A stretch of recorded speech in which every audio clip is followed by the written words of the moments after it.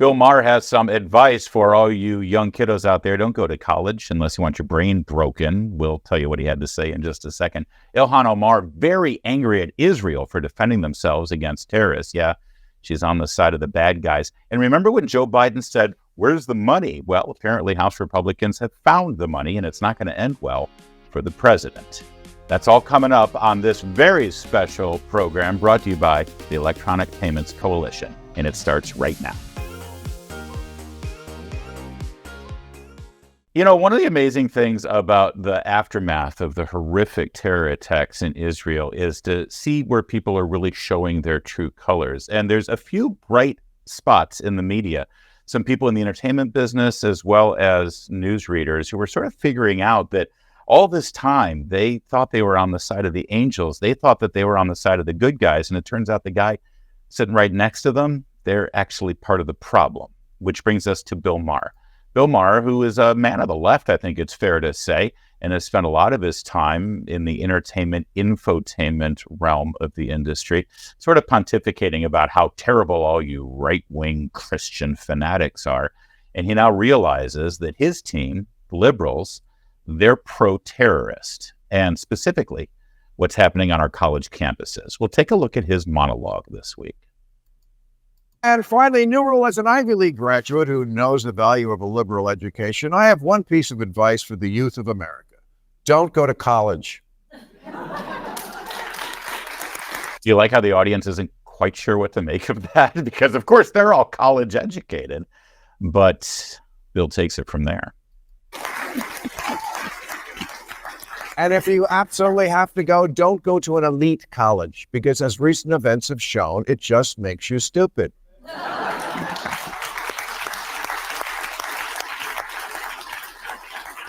There are few, if any, positives to come out of what happened in Israel, but one of them is opening America's eyes to how higher education has become indoctrination into a stew of bad ideas, among them the simplistic notion that the world is a binary place where everyone is either an oppressor or oppressed. In the case of Israel, oppressors being babies and bubbas. The same students who will tell you that words are violence and silence is violence were very supportive when Hamas terrorists went on a rape and murder rampage worthy of the Vikings. They knew where to point the fingers at the murdered, and then it was off to ethics class. Now, I'm going to let Bill finish here for a second, but I can't just let this go by without explaining to him and to the rest of you watching, we've already known this. We've been screaming from the rooftops about this. I mean, Bill Maher is getting a bunch of credit right now because he's finally seen the light and he's recognized that the problem is on the campuses of our elite universities. And Bill Maher is getting credited for actually finally saying something about it. But how about the credit we deserve for the last 10, 20, 30 years telling you that this is where we're headed? With the speech codes and with the protests and with the idea that a conservative can't even be an open conservative on a college campus without being ostracized or completely silenced. I mean, this totalitarianism has been growing for years and years and years. I'm glad Bill has finally figured it out. I'm sorry that it took a terror attack for him to get there.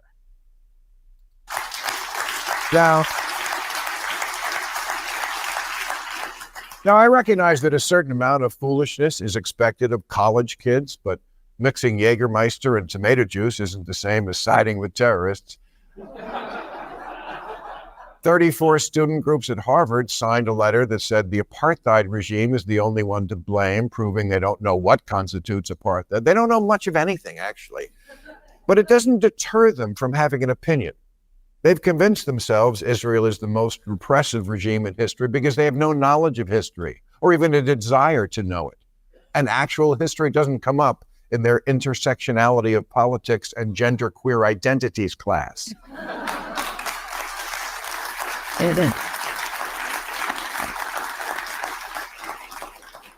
Now, to be fair, at least 5 of the student groups have rescinded what they signed, saying they didn't read the letter closely. And they promised not to make that mistake again after they graduate and start running the world. But I actually believe them, that they didn't read the letter closely. I think they scanned it, said it was blaming Israel, and went back to surfing TikTok. Because college life today is a day spa combined with a North Korean re-education camp. It's a daycare center with a meal plan, except the toddlers can fire the adults. The fact that college presidents, who usually love to speak out about anything, couldn't find their voice to condemn the worst attacks in the Holocaust says a lot about who really controls colleges and why, if ignorance is a disease, Harvard Yard is the Wuhan wet market.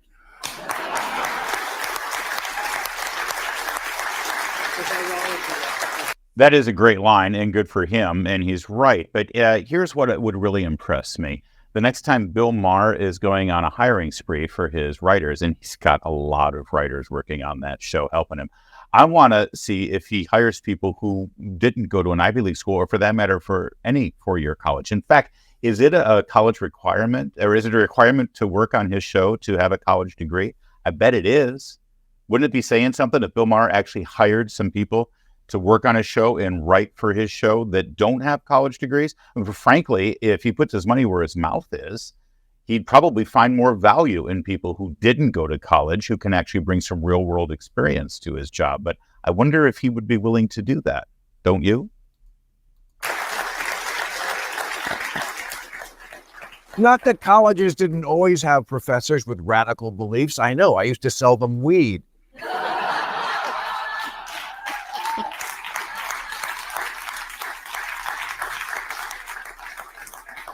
But the reason why despising Israel became pretty much a requirement of the American left is colleges, elite colleges, the mouth of the river from which this and all manner of radical left, illiberal, yes, illiberal nonsense flows, supporting all black, that is, segregated dorms, segregated graduation ceremonies and orientation programs, which occur on hundreds of campuses, is illiberal.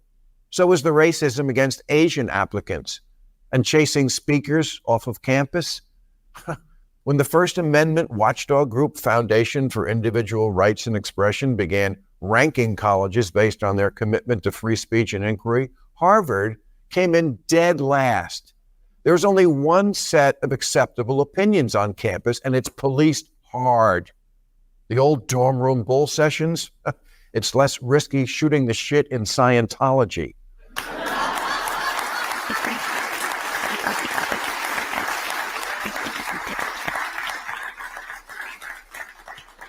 John Stuart Mill wrote that he who knows only his own side of the case knows little, to which today's college students respond, he and his are cis pronouns.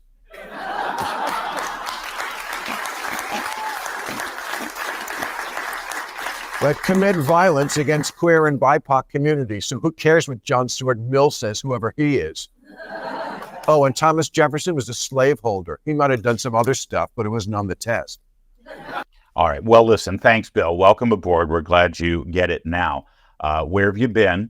And how about a little credit for those of us who have been screaming about this for many, many years, right up until you finally jumped on board. And by the way, next week in his monologue, he'll be screaming about mean tweets and about DeSantis putting forth a don't say gay bill, which is not a don't say gay bill. And he'll be right back where he started. Yeah, good. I'm glad he had something to say this week. Show me something next week. Now, I want to take a quick second to tell you about our sponsor today, the Electronic Payments Coalition, and most specifically, the big box bill. We got to stop this big box bait and switch, as you can see.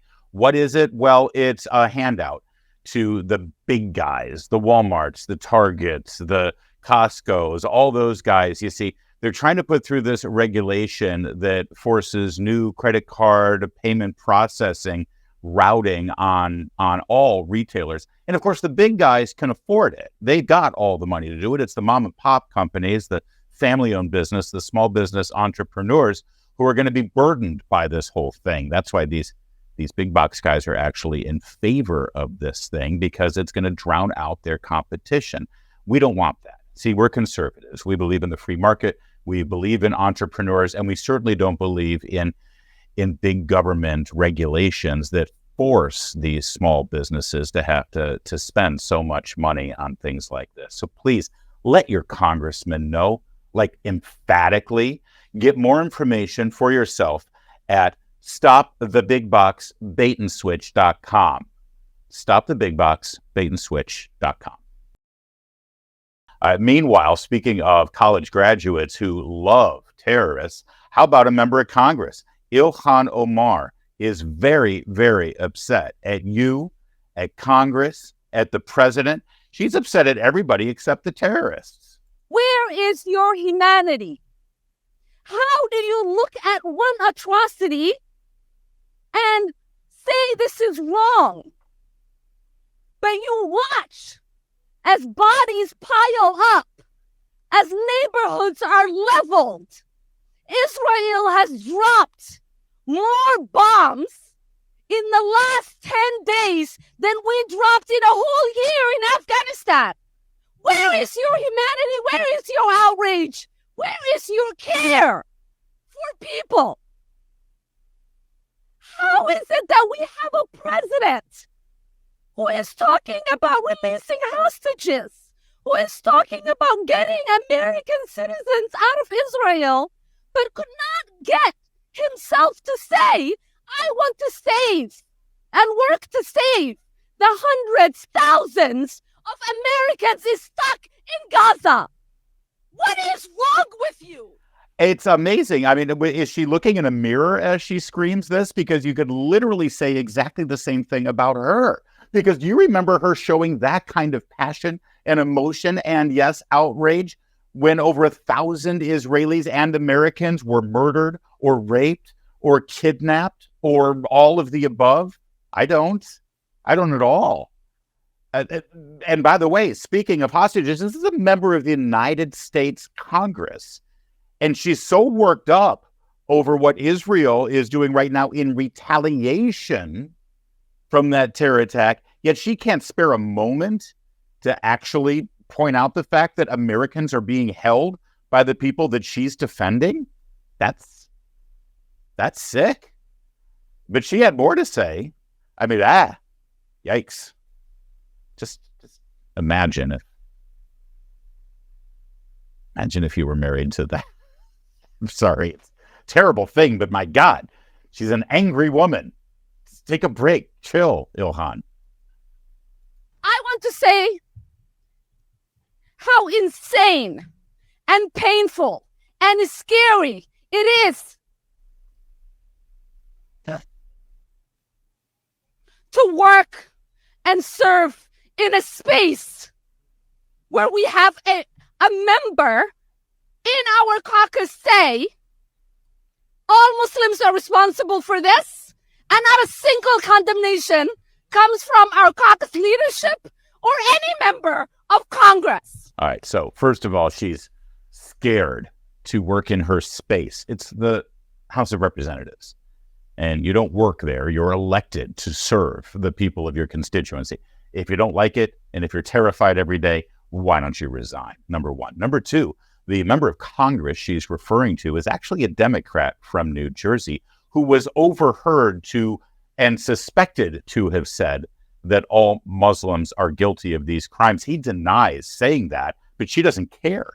She's just running with it anyway, sparking outrage and dividing us even further. Do you think she's even had a conversation with this gentleman? I doubt it. It doesn't matter. She's got a message to send and she's got people to divide. So go for it. How is it that we are serving in a body where there are members who condemn us for asking for peace, for ceasefire? The most simplest thing. Yeah. I've seen all of those members of Congress jumping up in front of a camera saying, we condemn Ilhan Omar because she's asking for peace. Nobody's saying that. This has nothing to do with asking for peace. She's not asking for peace. She's asking for surrender. The Hamas terrorists just murdered over 1,000 Israelis and Americans, peaceful, innocent civilians. And as soon as Israel now retaliates and tries to get to the terrorists, who I want to remind you again, are holding hundreds of innocent people, including Americans, against their will as hostages. The Israelis are trying to go in there and take care of them and find them, root them out, and free our people. And she wants surrender. That's what a ceasefire is. It's a surrender. Now, one person in the crowd there actually challenged her and said, why doesn't Israel have a right to defend itself? And here was her reasonable response. A question from anyone else? The children is still at them. Why don't Israelis after the terrorist? How many more killings is enough for you? Is it 1,000 more? 2,000 more? 3,000 more? How many more Palestinians would make you happy if they died? Will you be fine if all of the people of Gaza were gone? Would that make you happy? Would that be the thing that makes you proud? And maybe that's the question you should ask Richie. Is he okay? How many more Palestinian lives is he comfortable with? Because I'm not comfortable with any more. And that was it. She ran away and didn't take any other questions after that one. She's a little unhinged, to say the least. And I just want to reiterate, do you remember seeing that kind of passion from Ilhan Omar in the days after the terror attacks? Or from Rashida Tlaib, or Alexandria Ocasio-Cortez, or Baldy McPhee over there, or any of the members of the squad that you just saw promoting the ceasefire? They're very upset, they're very emotional, they're very angry, and they're very animated, but only because, well, their side is suffering some loss right now. And let me reiterate, their side is not America's and not our ally Israel. Their side is the terrorists. Now, remember, as the walls were closing in earlier this year on President Joe Biden, and allegations were thrown around in Congress that his family had benefited by upwards to $20 million from selling access to Biden when he was vice president. Those allegations, by the way, backed up with the wire transfer showing, yes, $20 million going into Hunter Biden and James Biden, his brother's bank accounts. Well, he was asked about that by a reporter, and his answer was, Congresswoman Nancy Mace there's evidence that the FBI filed that he sold out the country. Do you have a response to congressional Republicans? Where's the money? I'm joking. Mr. President, I'm joking. That's a heck of a joke, isn't it? Especially when they've got 20 shell companies that they move the money back and forth from. You see, the whole idea of a shell corporation is it's like the old shell game, right? There's a little ball under there and you move the shells around and now you can't find it. That's why they call them shell corporations, so you can hide the money. And there was Joe Biden smiling and pretty confident that they weren't going to find the money. Well, Representative James Comer, chairman of the Oversight Committee, who's been conducting the investigation into the Biden crime family, he says he found the money. We're still digging into the evidence subpoenaed from bank accounts belonging to Hunter Biden, the son of President Joe Biden, and James and Sarah Biden, the brother and sister-in-law of the president. A document that we're releasing today raises new questions about how President Biden personally benefited from his family's shady influence peddling of his last name and their access to him. Bank records obtained by the House Committee on Oversight have revealed a $200,000 direct payment from James and Sarah Biden to Joe Biden in the form of a personal check. Here's some important context about this check we've obtained in our investigation. In 2018, James Biden received $600,000 in loans from AmeriCorps, a financially distressed and failing rural hospital operator. According to bankruptcy court documents, James Biden received these loans, quote, based upon representations that his last name, Biden, could open doors and that he could obtain a large investment from the Middle East based on his political connections.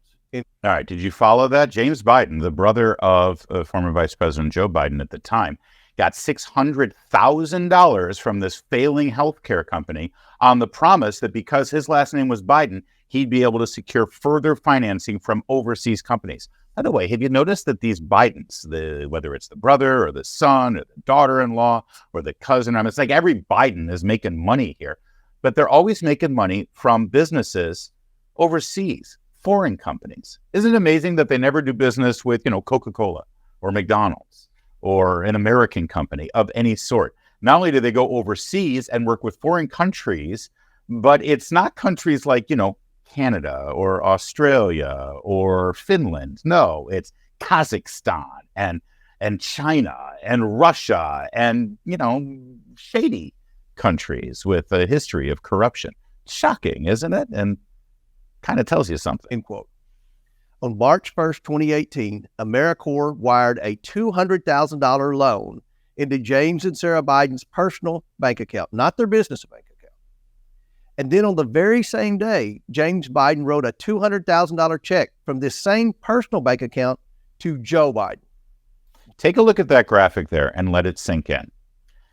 Because Joe Biden and his apologists in the media, I'm looking at you, Phil Bump at the Washington Post, they keep saying the same thing over and over again. Wow, yes, it's unseemly that the Biden family sold alleged access or the appearance of access to Joe Biden, but he never personally benefited from all of it. Now, I just want to be clear here. Based on the law, and this is a violation of the law, based on the law, Joe Biden didn't need to personally benefit financially from any of those transactions. If he participated in this scheme, which he clearly did, and his son or brother or anyone else in his family can get rich from it, that's a violation of the law. You don't have to show that he personally benefited from it. But look at this graphic. It's pretty clear. AmeriCorps Health, a failing health services company, gives $200,000 to Brother Jim, and the same day, Brother Jim gives $200,000 to Joe Biden.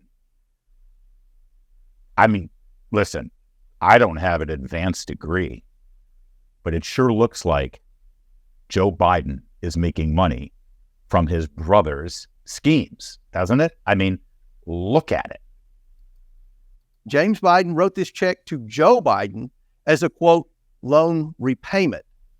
AmeriCorps, a distressed company, loaned money to James Biden, who then sent it to Joe Biden.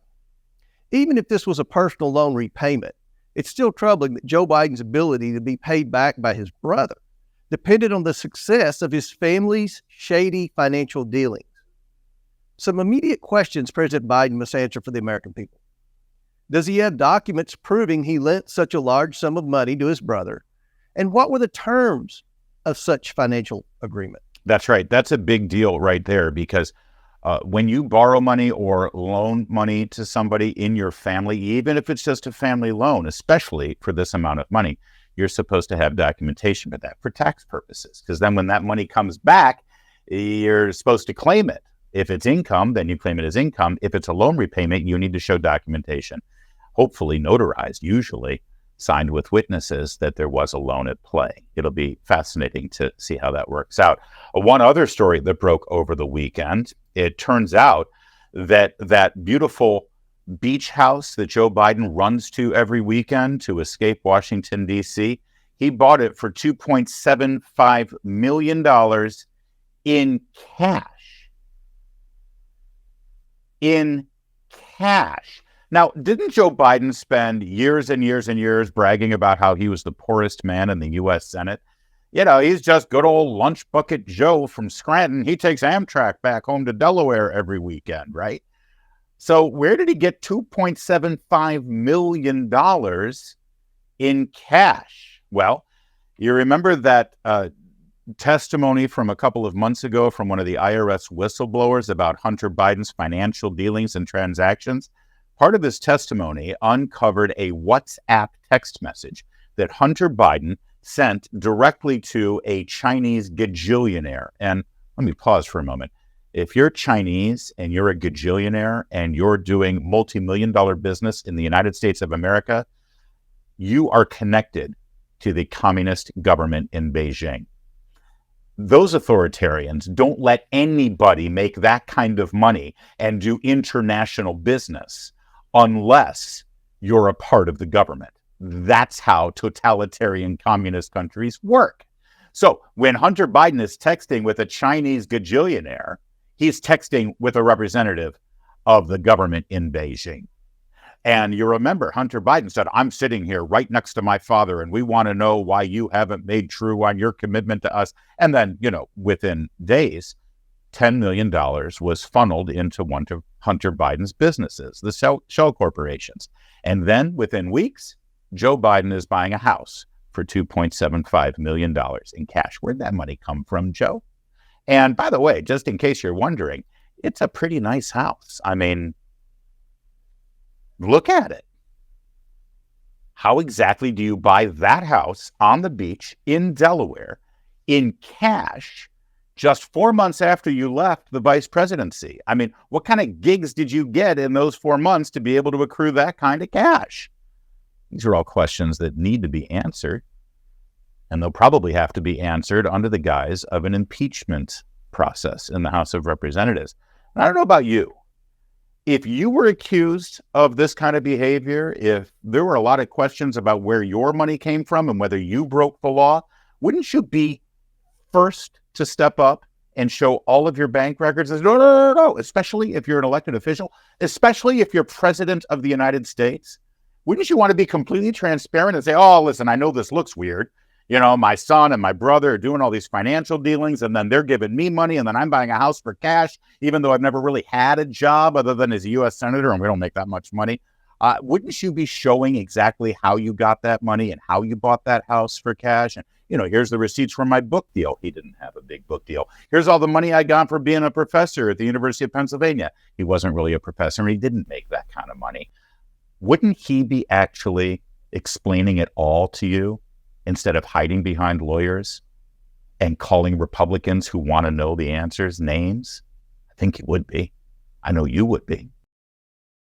And finally, in San Francisco, of all places, honestly, I don't think there's anything that can best illustrate the failed policies of that city and that state dominated by Democrats than this news report from the local ABC station. Been in San Francisco, basically homeless for 26 years. 46-year-old Adam Moore tells me he has lived on the sidewalk across the street from Stella Maris Academy for more than 2 years, and that his sign offering free fentanyl for new users is no joke.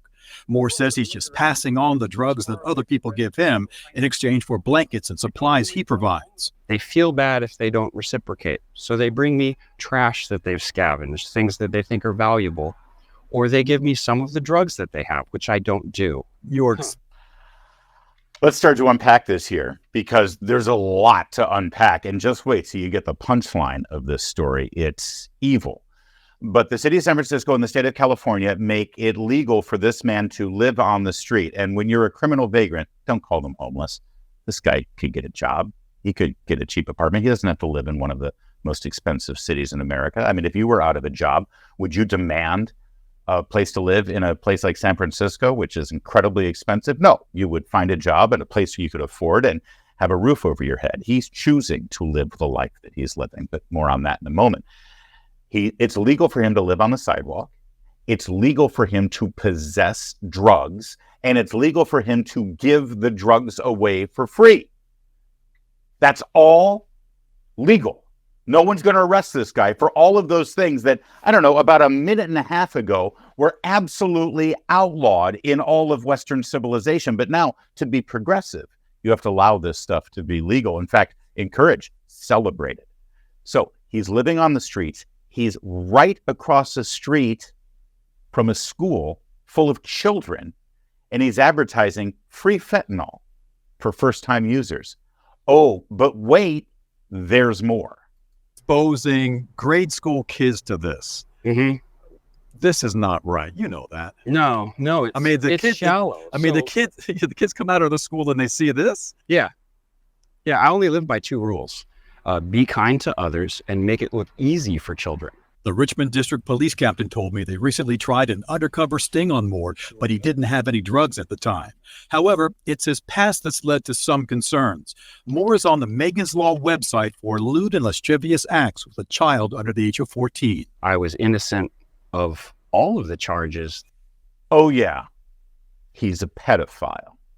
So, criminal, vagrant, convicted pedophile living on the street, giving away free hard drugs, including fentanyl, to anyone who asks, right across the street from a grade school. And the police can't do anything about it? that I've been accused of, convicted of. Moore is apparently not considered a high-risk offender, so he does not have to follow the rule to stay 2,000 feet away from any school. And I was told that he is in compliance with all of the components of what his sex registration are. There you go. Welcome to San Francisco.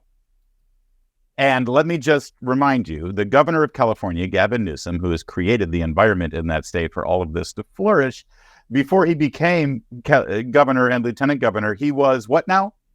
Anyone? Anyone out there? He was the mayor of San Francisco. He goes from mayor of San Francisco to the State House in Sacramento, and now he wants to go to the White House. He is a shining light of the Democratic Party. He's one of their leading politicians right now, a leader, in fact. He's on a short list to be president of the United States. So he can do for our country what he's done right there in San Francisco, California. Be afraid. That is it for today. Thank you guys for watching. Subscribe, like, share. Sharing is a big deal. Sharing is caring. So please do that, and we'll see you next time. My name's Larry O'Connor. You can call me Larry.